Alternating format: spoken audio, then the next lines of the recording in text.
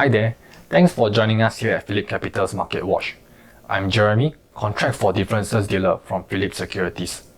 In this episode, we will be discussing about the market overhangs that have been looming over China's economy, and if there is light at the end of the tunnel. Currently, there are a few market overhangs that have been looming over China's economy. Firstly, since late 2020, China has been waging a multi-pronged crackdown on a broad range of industries, all in an effort to focus on common prosperity. The main sectors that have faced regulatory pressure include platform e-commerce such as Alibaba Group, Meituan, and Tencent Holdings, technology companies as well as real estates, where Beijing's campaign to reduce high debt levels evolved into a liquidity crisis among some major developers such as China Evergrande Group last year, resulting in bond defaults and shelved projects. Secondly, there is the issue of the Chinese ADRs delisting. The ADRs of Chinese firms have suffered massive sell-off this year, as a long-running auditing issue between the US and China threatens dozens with potential delisting unless they comply with the requirements by 2024. The Nasdaq Golden Dragon China Index, which tracks Chinese companies traded on Wall Street, is down by over 25% year-to-date as of 29th May 2022. And last but not least is the Shanghai COVID-19 lockdown. In March 2022, China's coronavirus cases surpassed the peak of its first outbreak in Wuhan during 2020. This led the Chinese government to impose stringent lockdowns across the country, including its main commercial hub, Shanghai, in order to meet its strict zero-COVID target. These measures hurt consumption, disrupted supply chains, and resulted in factory closures in key hubs like Shenzhen and Shanghai. A number of investment banks have slashed their forecasts for Chinese growth in the past month, well below China's official forecast of 5.5% as shown on the screen. The International Monetary Fund also mentioned that it expected a growth of 4.4% this year, down from a previous forecast of 4.8%, citing risks from Beijing's strict zero-COVID policy. And that being said, the short-term outlook is still towards negativity for China. However, things are turning increasingly positive for each of the overhangs, which I'll be sharing about next. The Chinese government has already softened its stance on the regulatory crackdowns. And in April this year, we saw Beijing signaling an easing of its regulatory stance to minimize the impact of COVID-19 on the economy. The Communist Party meeting comes as the strict COVID-19 restrictions have battered its stock markets and currency. This has resulted in investors growing increasingly pessimistic regarding the impact of lockdowns on the world's second biggest economy.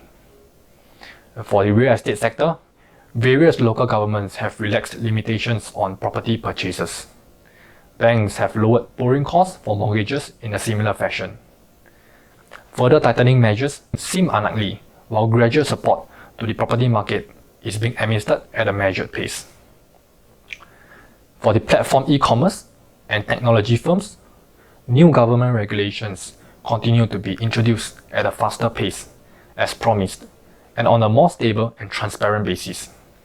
In short, the Politburo meeting helps to assure the market that the regulation campaign, which started from the end of 2020, is over and removes uncertainty over Chinese stocks. And next up, the Chinese ADRs delisting issue. There is a chance for the delisting of ADRs to be avoided if talks between the US and Chinese regulators can reach a compromise. At the heart of the issue is China's reluctance to allow foreign access to the audit work of certain firms on national security grounds. However, Chinese regulators have recently shown a willingness to ease access of these restrictions. In April this year, the China Securities Regulatory Commission issued draft rules scrapping a requirement that only Chinese officials can conduct on-site audits of Chinese firms listed overseas. A deal between the two countries is arguably likely at some point this year or next, which could act as a catalyst for an improvement in the sentiment. And lastly, the Shanghai COVID-19 lockdown situation has been easing up as the city of 25 million reported 338 new locally transmitted infections on 25th May, the lowest since mid-March, and a far cry from the tens of thousands at the peak of its outbreak in April. Chinese policymakers are in a greater urgency to support the economy after the weak growth activity seen in April, weak recovery month-to-date in May, and continued increases in unemployment rates. Shanghai, China's financial hub, unveiled more post-lockdown plans on 26 May as it moves towards a return to normalcy.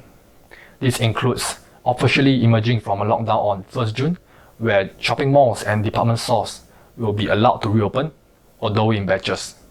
Students in junior and senior high school can also return to offline classes from the 6th of June. In efforts to boost the economy, more fiscal and monetary support will be implemented for areas and sectors hammered by the COVID-19 outbreak. Some support include promoting more credit for smaller firms and offering subsidies to Chinese airlines from 21st May to 20th July to help them weather the coronavirus-induced downturn and higher oil prices. With all that being said, do we advise investors to buy the China dip? Well, even though its fundamental outlook is undoubtedly challenging, Chinese stock valuations are looking rather attractive. China's forward price-earnings ratios has dropped below historical mean, while the price-to-book ratio is below -1 standard deviation, both at the lowest in 7 years. Such compelling valuations are adding to the support against downside risks. And risk-to-reward ratio are in the favor of being invested, as a lot of pessimism has been priced in, and on the back of returning to normalcy, progress in removing the market overhangs, and compelling valuations. To gain passive exposure to China, there are two ETFs that might be worth looking at. The first is iShares MSCI China ETF, and the second one would be CleanShares CSI China Internet ETF. And that's all for today's Market Watch. Do remember to like and follow us on social media or subscribe to us on YouTube.